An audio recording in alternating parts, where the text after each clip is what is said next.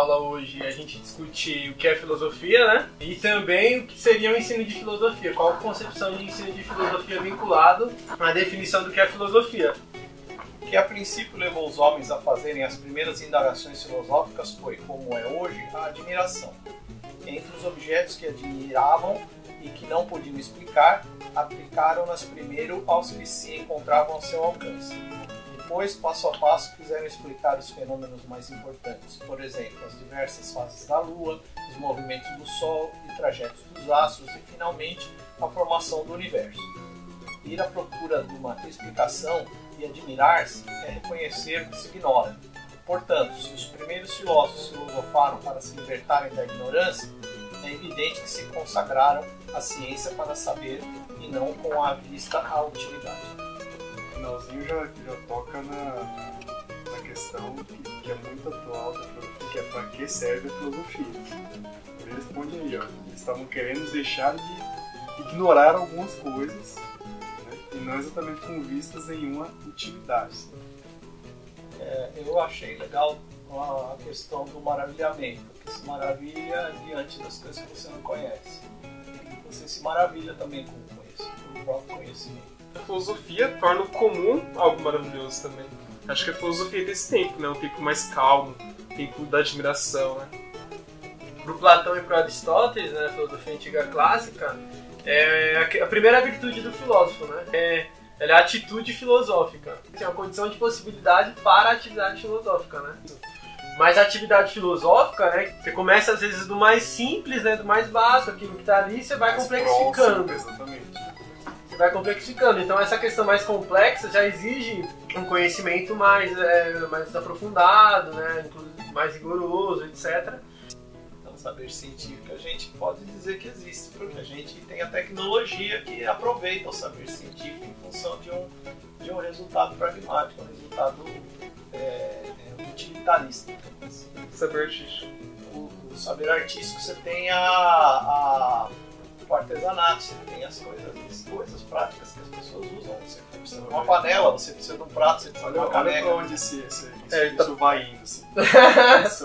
Falou da ciência porque tem objetos, artefatos materiais que comprovam isso. Falou da arte que tem objetos e artefatos materiais que comprovam isso. E aquilo que não tem um objeto material produzido, provavelmente não tem um saber. Mas Poxa, a filosofia tem também a divisão dos 6 poderes no Montesquieu. É a forma como a maioria dos países democráticos se organiza, né? Tipo, a ciência não é a mesma que você fazia nos anos 2000, é a mesma que você faz em 2019. Ela foi mudando e ela vai evoluindo. Mas eu acho que é uma coisa que eu trouxe na minha aula, justamente é isso. Tipo, a ciência, ela vai se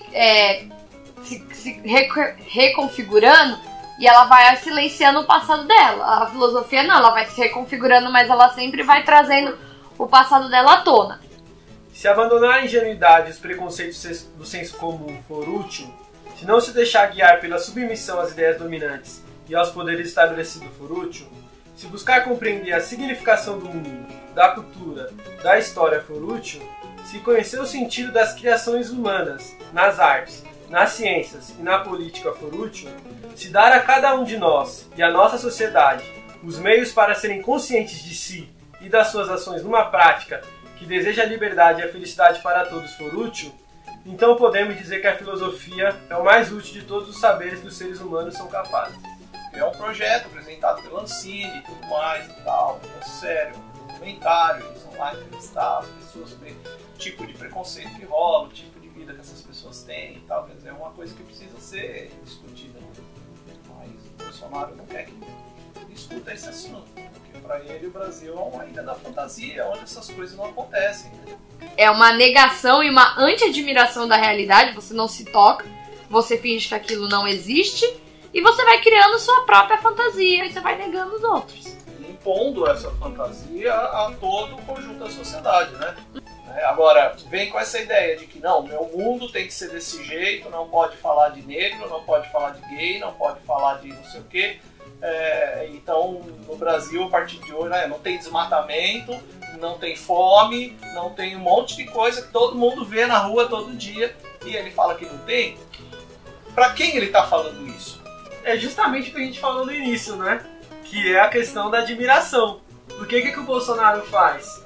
Ele se recusa a se admirar, se espantar, estranhar a realidade, né? Um dos problemas do governo atual é que a mentalidade da pessoa que está lá no poder, ele não consegue ser tocado pela realidade, ele não se deixa tocar pela realidade. Ele quer fazer um movimento contrário, ele quer pegar a fantasia da cabeça dele e forçar na realidade.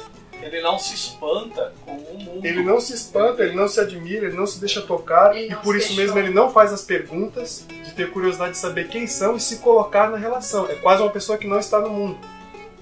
O que seria essa condição para a filosofia, que é a atitude filosófica, muitos não possuem nem esse que seria o mínimo, né? Essa disponibilidade para reflexão.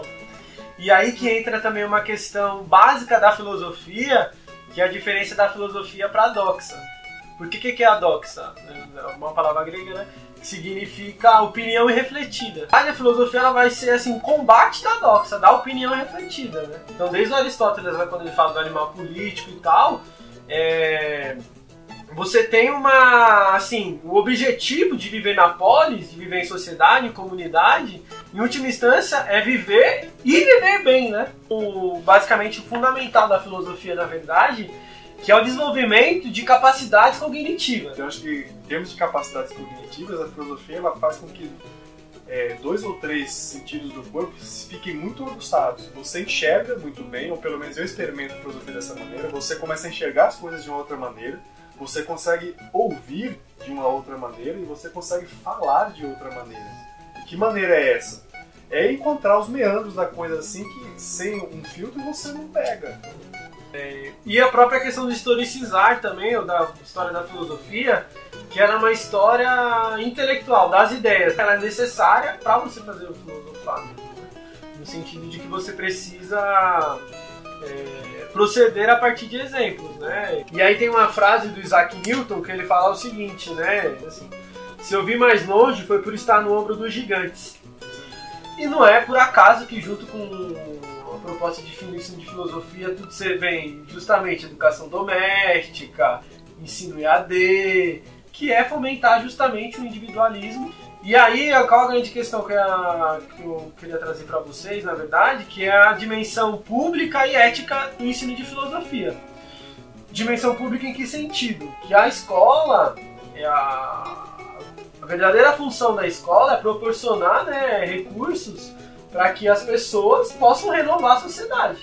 Então, nesse momento também que a gente vive no país de ataque à educação pública, novamente, não é uma questão casual, né? É uma questão que tem a ver com o próprio sentido da escola. Bota aquela questão da filosofia como uma atividade que visa criar um lugar teórico para você ver o mundo, né? Mas ela tem uma dimensão de intervir e de transformar a realidade. E aí, o que você acha que é filosofia? Filha, se você gostou do vídeo, se você não gostou do vídeo, curte. Dá um joinha aí embaixo. Deixa os comentários. Dá um like. Compartilha com os amigos, Facebook, Instagram. Comenta com a sua mãe. Aperta no sininho. Pra receber as notificações. Acompanhe o canal Filosofia E veja Movimento. toda a série de vídeos do que é filosofia, por favor. Pra mudar a sua vida. Tchau. Socorro.